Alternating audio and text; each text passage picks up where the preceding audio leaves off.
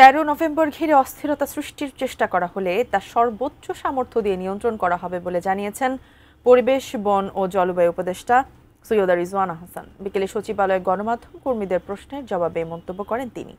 এদিকে সোমবার প্রধান উপদেষ্টার প্রেস সচিব শফিকুল আলম এক ফেসবুক বার্তায় জানিয়েছেন, আওয়ামী লীগের যে কোনো বিক্ষোভের চেষ্টা কঠোরভাবে মোকাবেলা করা হবে। সরকার স্পষ্ট করেছে যে রাজনৈতিক দলগুলো সোমবার বিকেলে সচিবালয়ে নিজ কার্যালয়ে সাম্প্রতিক বিভিন্ন বিষয় নিয়ে গণমাধ্যম কর্মীদের সাথে কথা বলেন পরিবেশ, বন ও জলবায়ু উপদেষ্টা সৈয়দা রিজওয়ানা হাসান। নির্বাচনটা ফেব্রুয়ারিতে হয়েই যাচ্ছে, এখানে নানানভাবে পানি ঘোলা করার চেষ্টা করা হচ্ছিল। রাজধানীতে বাসে আগুন ও গুলি করে মানুষ হত্যার ঘটনা ঘটছে। নির্বাচন সামনে, সরকার এগুলো কিভাবে দেখছে জানতে চাইলে উপদেষ্টা এই সময় বলেন, সরকার সর্বোচ্চ সতর্ক রয়েছে। তারপরও কেউ অস্থিতিশীল পরিস্থিতি তৈরির চেষ্টা করলে তাদেরকে আইনের আওতায় আনা হবে। যখনই এমন অস্থিরতা সৃষ্টি করার চেষ্টা করা হবে, তখনই আমরা আমাদের সর্বোচ্চটুকুন দিয়ে সেই অস্থিরতাটা নিয়ন্ত্রণের চেষ্টা করব। আমাদের চেষ্টা থাকবে প্রথমত কেউ যেন অস্থিরতা সৃষ্টি করতে না পারে।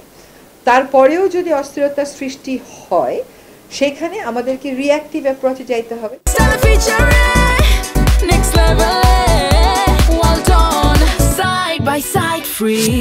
এক প্রশ্নের জবাবে তিনি বলেন, ঐকমত্য না হওয়া বিষয়গুলো সমাধানে রাজনৈতিক দলগুলোকে বসতে বলা হলেও তারা যেহেতু এখনো বসেনি, এখন সরকার একটা সম্ভাব্য সমাধান মাথায় নিয়ে আলোচনা করে যেটা ভালো মনে হয় সেটা করবে। সরকার হয়তো চায় 100% সিদ্ধান্তই রাজনৈতিক কনসেনসাসের ভিতর দিয়ে আসুক। 90% এসছে, 10% আসেনি। সেখানে সরকারের একটা দায়িত্ব আছে, একটা কর্তৃত্ব আছে। সরকার এই দুই জায়গা থেকে একটা সিদ্ধান্ত নেবে এবং সেই সিদ্ধান্ত নেওয়ার আগে সরকার একটা সময় দিয়েছে তো যে আপনারা 7 দিনের মধ্যে বসেন।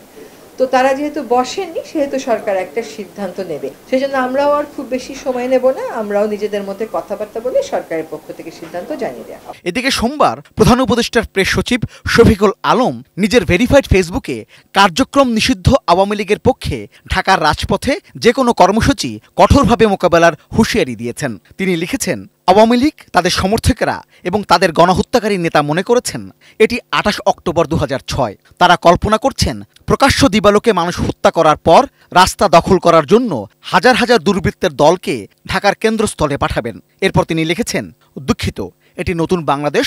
নিষিদ্ধ রাজনৈতিক বা সন্ত্রাসী সংগঠনগুলোর যে কোনো বিক্ষোভের চেষ্টা আইনের পূর্ণ শক্তির সাথে মোকাবেলা করা হবে। প্রেস সচিব আরও লিখেছেন, জুলাই বিপ্লবীদের ধৈর্যের পরীক্ষা করবেন না। মনে রাখবেন, এটি 28 অক্টোবর 2006 নয়, এটি জুলাই চিরকাল। রেজওয়ান ফয়েজ, এটিএন নিউজ, ঢাকা।